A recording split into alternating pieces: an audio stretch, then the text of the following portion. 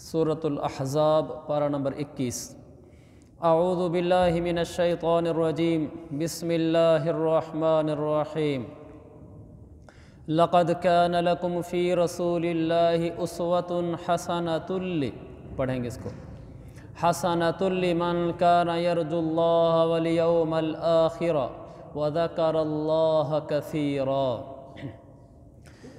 یہ بڑی جامع آیت ہے، بہت کچھ سمیٹے ہوئے ہے آیت، زندگی کے مسئلے حل کرنے والی آیت ہے، ساری دنیا کو پیغام دینے والی آیت ہے کہ ادھر آؤ، زندگی کا حسن کس چیز میں ہے۔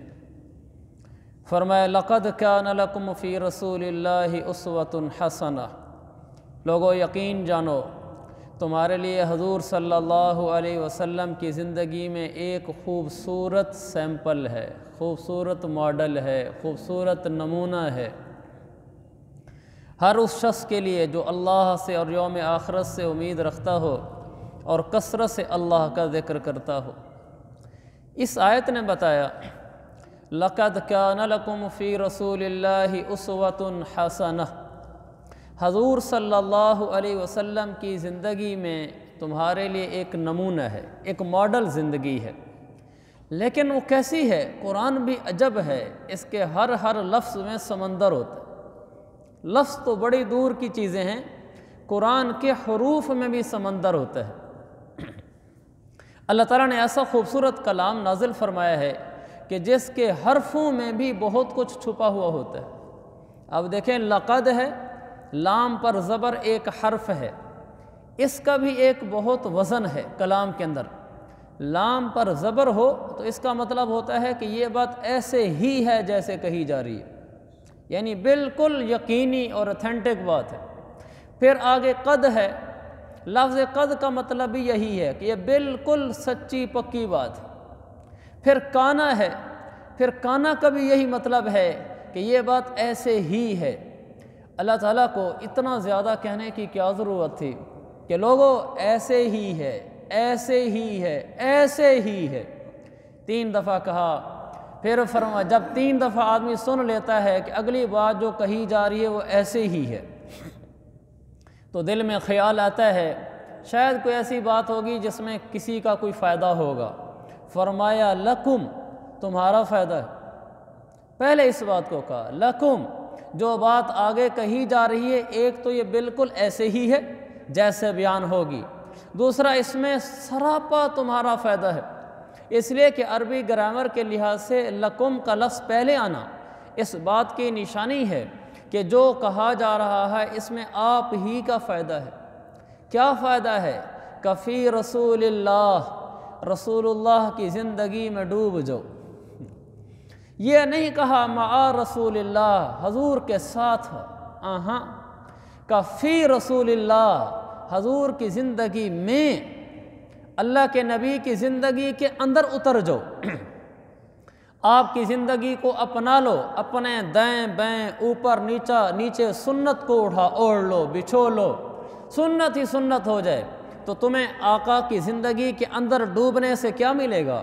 کہا اسوۃ حسنہ، ایک ایسی زندگی ملے گی جو حسن سے بھری ہوئی ہوگی، ایک ایسی زندگی ملے گی جو تمہیں اندر باہر سے حسین کر دے گی۔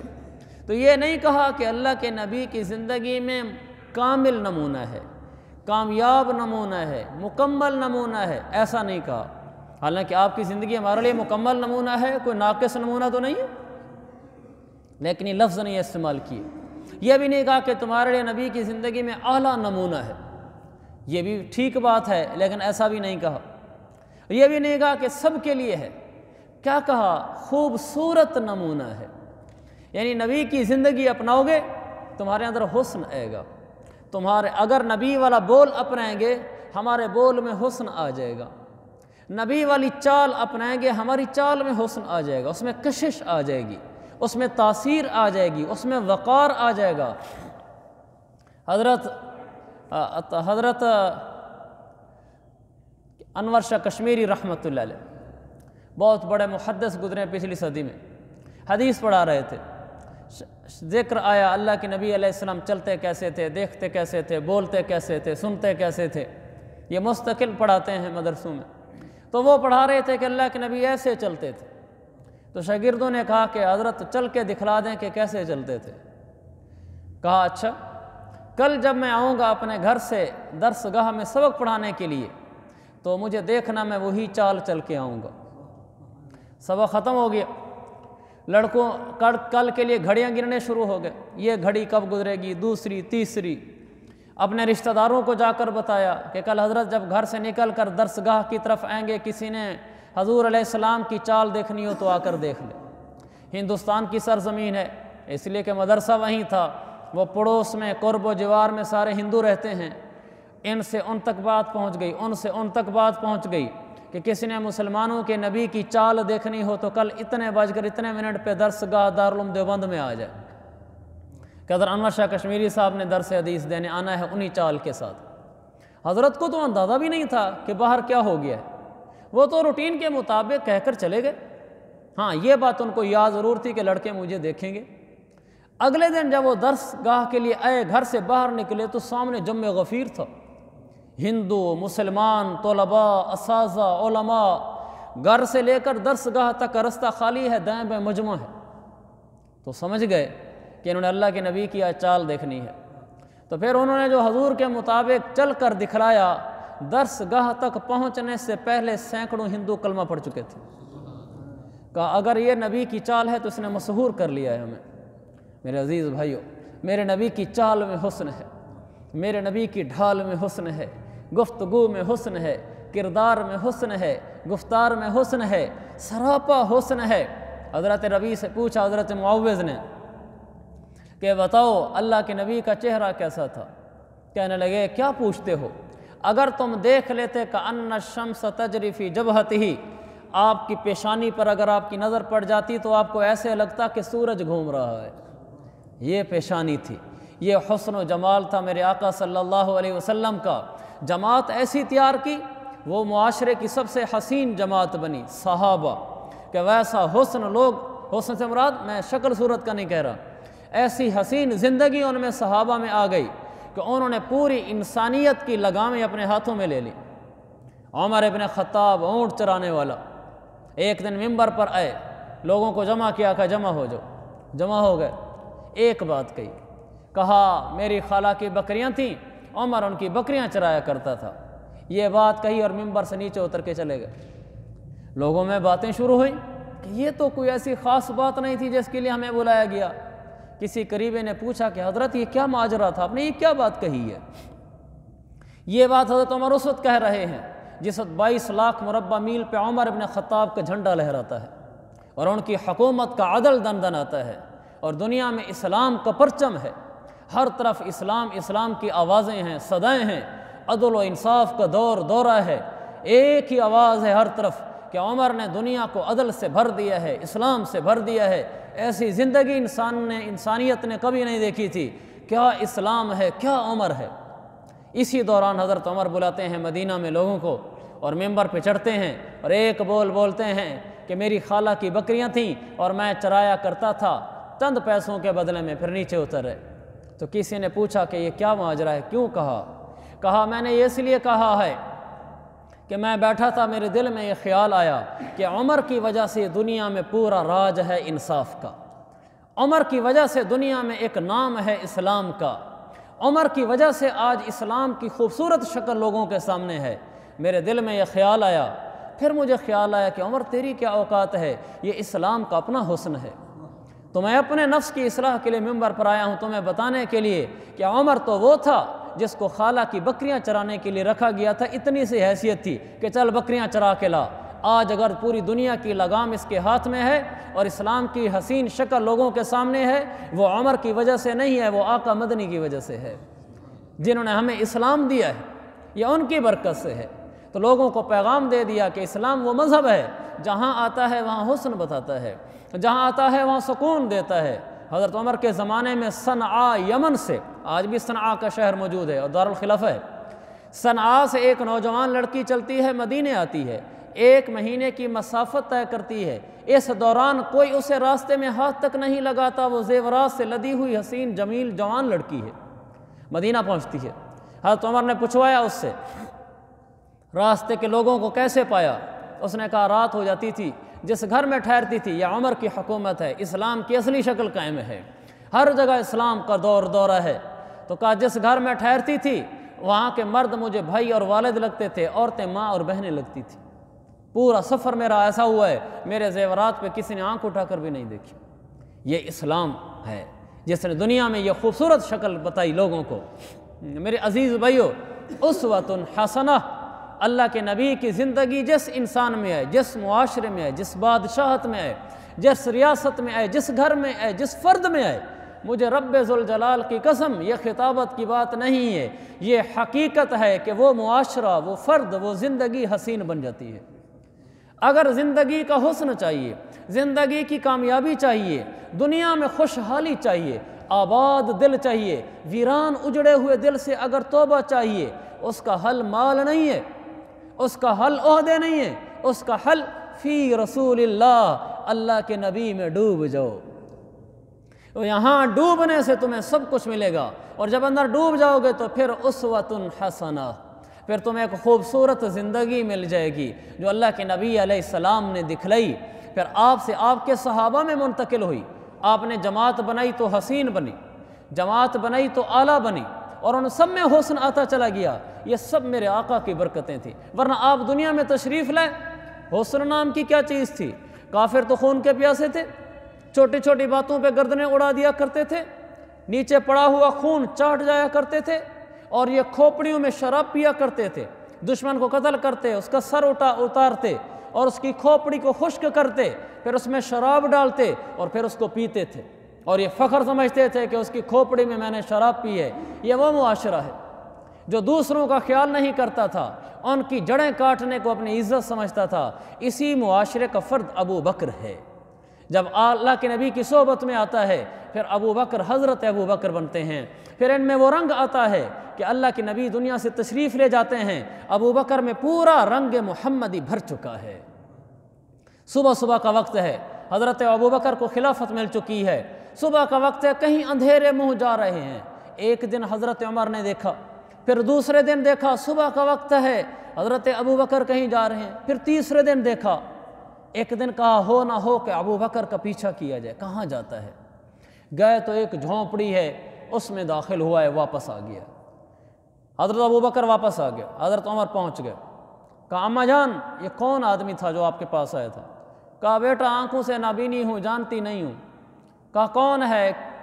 تو حضرت عمر کو اس لیے نہیں گئے تھے کہ نعوذ باللہ حضرت ابو بکر کی کوئی خامی سامنے آ گئی ہے، وہ اس لیے گئے تھے کوئی عجب کارنامہ ہوگا، ہم بھی اسے سبق سیکھیں۔ تو پوچھا اماں کون ہے، کس لیے آتا ہے؟ کہا بیٹا مجھے نہیں پتا، مجھے یہ پتا ہے کہ ایک مدت ہوئی ہے، وقت کا امیر المومنین ابو بکر، وقت کا خلیفہ ہے، وقت کا بادشاہ ہے، کہ ایک مدت ہوئی ہے، صبح سویرے منہ سویرے میرے گھر آتا ہے، آ کر جھاڑو دیتا ہے، پوچھتا ہے اماں کوئی اور کام؟ میں پانی کا کہتی ہوں، پانی بھر کے دیتا ہے، کوئی اور کام، برتن کہوں برتن دھو کے دیتا ہے، پھر میرے سے پوچھ کے چلا جاتا ہے، میرا بیٹا روزانہ ایسے کر کے جانتا ہے، ایسے کر کے جاتا ہے، مجھے اس کا نام نہیں آتا۔ کہ وہ ابو بکر تھا۔ حضرت عمر رو پڑے، کہ ابو بکر بعد والوں کے لیے مشکل راستہ چھوڑ کے جا رہا ہے، عمر کل تیرے بعد آ رہا ہے، باقی صحابہ آ رہے ہیں، تو ہمارا امیر المومنین ہے، ہم نے تیرے پیچھے چلنا ہے، لیکن جن راہوں کو تو ہمیں عادی بنا کے، جن راہوں پہ تو ہمیں ڈال کے جا رہا ہے، ان راہوں پہ چلنا بہت مشکل ہے ابو بکر۔ یہ ابو بکر میں حسن کہاں سے آ گیا تھا؟ یہ اسی معاشرے کا فرد ہے ابو بکر جو لوگوں کا خون پی جاتے تھے، آج بادشاہ ہونے کے باوجود نابینا بڑھیا کے گھر جا کر جھاڑو دے کر آتا ہے بادشاہ ہو کر۔ یہ حسن کیسے آیا معاشرے میں؟ فی رسول اللہ اسوۃ حسنہ، اللہ کے نبی کی زندگی میں ڈوب جاؤ، تمہیں معاشرے میں حسن ملے گا، تمہیں حکومتوں میں حسن ملے گا، تمہیں گھروں میں حسن ملے گا، گھر کی زندگی میں حسن ملے گا، ہر طرف یہ فضا ہوگی۔ بچی آتی ہے، حضرت عمر بیٹھے ہوئے ہیں، امیر المومنین ہیں، کچھ لکھ رہے ہیں، خلافت کے کام سر انجام دے رہے ہیں، اداری کام کر رہے ہیں، وہ اپنے دفتری اوقات ہمارے زمانے میں اس میں لگے ہوئے ہیں۔ ایک بچی آتی ہے مدینہ کی، چھوٹی بچی آ کر ہاتھ پکڑ لیتی ہے، کہتی ہے توتلی زبان میں عمر ہمارے ساتھ چلو، گھر میں کام کرنا ہے۔ عمر کہتا ہے کہ مصروف ہوں۔ کہا ابو بکر تو ایسے نہیں کہتے تھے۔ عمر رو پڑتا ہے، کہتا ابو بکر بعد والوں کے لیے مشکل راہ چھوڑ گیا ہے۔ یہ کہاں سے آ گیا تھا اس میں حسن؟ ابو بکر تو اسی معاشرے کا فرد تھا۔ فی رسول اللہ اسوۃ حسنہ، نبی کا رنگ اندر اتر گیا تھا۔ چھوٹی سی بچی بھی آ کر ابو بکر کو خلافت کے وقت میں سے اٹھا کے لے کے چلی جاتی تھی کہ ہمارے گھر کا کام ہے، کہتا تھا جی، بچیاں لے کر جاتی ہیں ابو بکر رضی اللہ عنہ کو، ابو بکر گھر کا دودھ دو، دودھ دونے جاتا ہے، بکری کی دھار مارو تو دودھ کبھی جھاگ والا ہوتا ہے، کبھی بغیر جھاگ والا ہوتا ہے۔ ابو بکر پوچھتا ہے جھاگ والا ہو یا بغیر جھاگ والا ہو؟ جیسی بچی کہتی ہے ابو بکر ویسا دودھ دو کے آ جاتا ہے۔ آپ امیر المومنین بنتے ہیں، لوگ بچیاں آ جاتی ہیں، کہا امیر المومنین اب تو ہمارا دودھ کون دوہے گا؟ کہ جو ابو بکر پہلے دوہتا تھا آج بھی وہی دوہے گا۔ وہ امیر المومنین بنا ہے لیکن مسلمانوں کی خدمت سے تو نہیں ہٹا۔ میرے عزیز بھائی، یہ معاشرہ کیسے پیدا ہو گیا تھا؟ یہ کہاں سے آیا تھا؟ فی رسول اللہ اسوۃ حسنہ۔ لوگوں ڈوب جاؤ نبی کی زندگی میں، ترقیاں پا جاؤ گے۔ نیچے چلے جاؤ نبی کی زندگی میں، اندر چلے جاؤ تم اوپر آ جاؤ گے۔ تمہیں بیوی کے ساتھ رہنے میں وہ ایک سکون والی زندگی ملے گی، ماں باپ کے ساتھ رہنے میں ایک سکون والی زندگی ملے گی، معاشرے میں رہنے میں ایک حسین زندگی ملے گی۔ تم دل کے غریب ہوگے، تم مال کے غریب ہوگے، تم دل کے امیر ہوگے۔ تمہارے ارد گرد ساز و سامان نہ ہوگا لیکن تم دل کے بادشاہ ہوگے۔ تمہیں نبی وہ غنا دے کر جا رہا ہے، تمہیں نبی وہ خودداری دے کر جا رہا ہے۔ آپ نے فرمایا لیس الغنا عن کثرت العرض، بخاری کی حدیث ہے، مالداری ساز و سامان کے زیادہ ہونے کا نام نہیں ہے، ولیکن الغنا غنى النفس، اصل مالداری وہ ہے کہ آپ کا دل مالدار ہو۔ آپ ہمیں یہ غنا سکھا کر گئے ہیں اور یہ سبق دے کر گئے ہیں کہ لوگوں میری زندگی کے پیچھے چلنے میں ہی سب کچھ ہے، اور جو آپ کے پیچھے چل پڑا وہ پار ہو گیا، اس کی دنیا بھی اچھی بن گئی، اس کی آخرت بھی اچھی بن گئی۔ یہ بلال رضی اللہ عنہ، سیدنا بلال ہمارے حبشہ کے رہنے والے ہیں۔ ایک ہی تو کام کیا ہے جو آج سیدنا بلال ہیں، حبشی ہونے کے باوجود، سیاہ فام ہونے کے باوجود، غلام ہونے کے باوجود، کہ وہ نبی کے رنگ میں ڈوب گیا ہے، بس اور کیا ہوا ہے؟ پھر دیکھو وہ سیدنا بلال ہے۔ میرے نبی فرماتے ہیں کہ میں نے دیکھا جنت کے اندر بلال کے آہٹ کی آواز آ رہی تھی، بلال کی قدموں کے چلنے کی آواز جنت میں سنائی دیتی ہے۔ یہ مقام کیسے ملا ہے؟ یہ نبی کی زندگی میں ڈوب جانے سے ملا ہے۔ آج بھی میرے عزیز بھائیوں، جو بھی سنت کو اوڑھنا بچھونا بنائے گا، آقا کی زندگی کو سینے سے لگائے گا، ہر معاملے میں سنت دیکھے گا، آقا کی شریعت اور تابعداری دیکھے گا، پھر اس کے دل کی دنیا ایسے آباد ہوگی کہ لوگ تصور تک نہیں کر سکتے۔ پھر اس کو اللہ دل کا استغنا دے گا، دل کا غنا دے گا، دل کی مالداری دے گا، اللہ اس کو خوشحال زندگی دے گا، پرسکون زندگی دے گا۔ من عمل صالحا من ذکر او انثی وہو مؤمن، جو آدمی بھی میرے نبی والی زندگی لے کر آ جائے ایمان کے ساتھ، پھر کیا ہوگا؟ میرا رب کہتا ہے فَلَنُحْيِيَنَّهُ حَيَاةً طَيِّبَةً، اللہ فرماتا ہے مجھے میری ذات کی قسم، میں وعدہ کر کے کہتا ہوں تم نبی کے رنگ میں رنگے دو، میں تمہیں خوبصورت زندگی دے دوں گا۔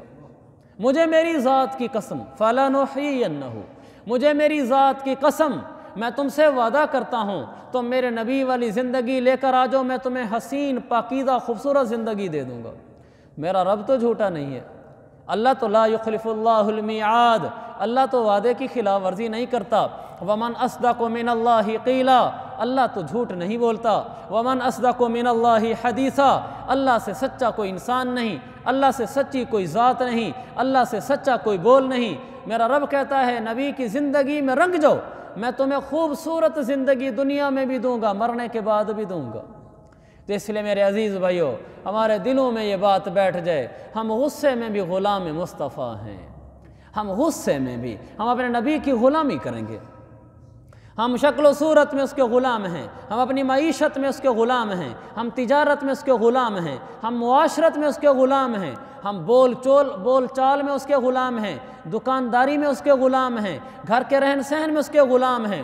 ہمارے گھر کا رہن سہن، ہمارے بچوں کا لباس، ہمارا لباس، ہمارے گھر کی تہذیب، ہمارے گھر کی چیزیں، یہ سب بتائیں گے کہ یہاں محمدی رہتا ہے، یہاں محمد ہی رہتا ہے۔ اس کے لباس بتاتے ہیں، اس کے گھر کے مصلی اور جائے نمازیں بتاتی ہیں، سنت کی رکھی ہوئی کتابیں بتاتی ہیں، گھر کا موسیقی سے پاک ماحول بتاتا ہے کہ یہاں محمد ہی رہتا ہے۔ پھر اللہ اس چھوٹے سے گھر کو، جس گھر میں محمد کی دھوم ہے، سنت کا راج ہے، عشق مصطفیٰ کی حقیقی شکل قائم ہے، سارے بچے بڑے، ماں باپ، مرد عورت، چھوٹے بڑے سنت کو دیکھتے ہیں، نبی کی زندگی کو دیکھتے ہیں۔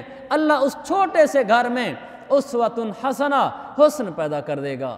اس چھوٹی سی فیملی میں نحیینہ حیاتاً طیبہ، پاکیزہ زندگی کی حقیقی شکل نمودار کر دے گا۔ لوگ آ کر اس گھر میں سکون محسوس کریں گے، یہ گھر کے افراد گھر میں سکون محسوس کریں گے، باہر کے لوگ بھی اسی میں سکون محسوس کریں گے۔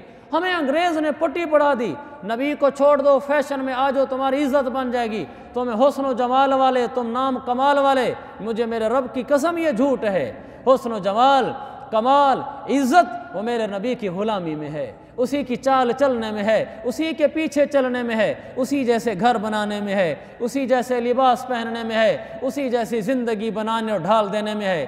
یہ ہم کر کے دیکھ لیں، میرا رب دنیا میں عزت بھی دے گا، میرا رب دنیا میں خوشحالی دے گا، میرا رب ہمیں غنا دے گا، پرسکون زندگی دے گا، اور جب موت کا وقت آئے گا تو پھر اللہ تعالیٰ فرمائے گا میرا نیک بندہ، یا ایتھا النفس المطمئنہ ارجعی الی ربک راضیۃ مرضیہ، میرا بندہ تو مجھ سے راضی رہا، میں تجھ سے راضی رہا، تیرے لیے مہمان خانہ جنت تیار ہے۔ پھر اس کی موت بھی اچھی ہوگی، پھر یہ قبر میں اترے گا۔ اللہ کے نبی علیہ السلام کا چہرہ مبارک، مکھڑا مبارک، چہرہ انور آپ کا سامنے لایا جائے گا۔ یہ تو ہماری جب تیری دید ہوگی تبھی میری عید ہوگی۔ اللہ کے نبی کا دیدار ہوگا، ہمارا وہی یوم عید ہوگا۔ آپ کا دیدار ہوگا، ہم سے پوچھا جائے گا یہ کون ہے؟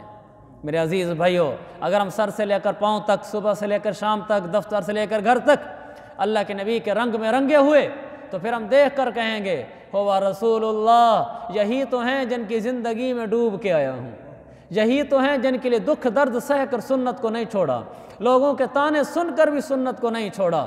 ان کو نہیں پہچانوں گا تو کس کو پہچانوں گا؟ فرشتہ اعلان کرے گا، حدیث میں آتا ہے، اللہ تعالیٰ فرمائے گا ان صدق عبدی، میرا بندہ سچا نکلا ہے اپنے عمل میں، اپنے قول میں، لہذا اس کو انعام دو۔ افرشوا لہ من الجنہ، جنت کے بستر لے کر آؤ اور اس کے نیچے بستر بچھا دو۔ وَأَلْبِسُوهُ مِنَ الْجَنَّةِ، جنت کے بستر، جنت کے لباس اس کو پہنا دو۔ وَافْتَحُوا لَهُ بَابًا إِلَى الْجَنَّةِ، جنت کی کھڑکی اس کی قبر میں کھول دو۔ فَيَأْتِيهِ مِنْ طِيبِهَا وَرَائِحِهَا، جنت کی ٹھنڈی ہوائیں لپک لپک کر اس کی قبر کو معطر کر دیں گی۔ یہ ہے غلام مصطفیٰ، یہ ہے عاشق مصطفیٰ، یہ ہے متبع مصطفیٰ، یہ سنت کا شادائی، یہ ہے فی رسول اللہ اسوۃ حسنہ۔ اللہ کے نبی کی زندگی میں ڈوب جاؤ، اللہ تمہیں حسین جگہیں دے گا، حسین زندگیاں دے گا۔ اللہ قبر میں بھی نہیں بھولے گا، وہاں بھی قبر کو حسین و معطر کر دے گا۔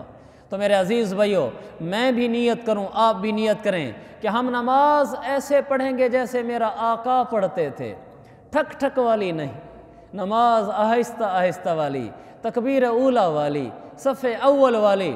ہم روزانہ درود پاک پڑھیں گے اس پاک ہستی پر، اور ہم غصے کے وقت میں اپنے آقا کو یاد رکھیں گے، ترازو کے تولتے وقت آقا کو یاد رکھیں گے، چیز بیچتے وقت اپنے آقا کو یاد رکھیں گے، شادیوں میں جب سب عروج پر ہوتے ہیں، جوبن ہوتا ہے خوشیوں کا، ہم سارے جہاں کو بھلا سکتے ہیں، اپنے نبی کو نہیں بھلا سکتے۔ لوگ کیا کرتے ہیں؟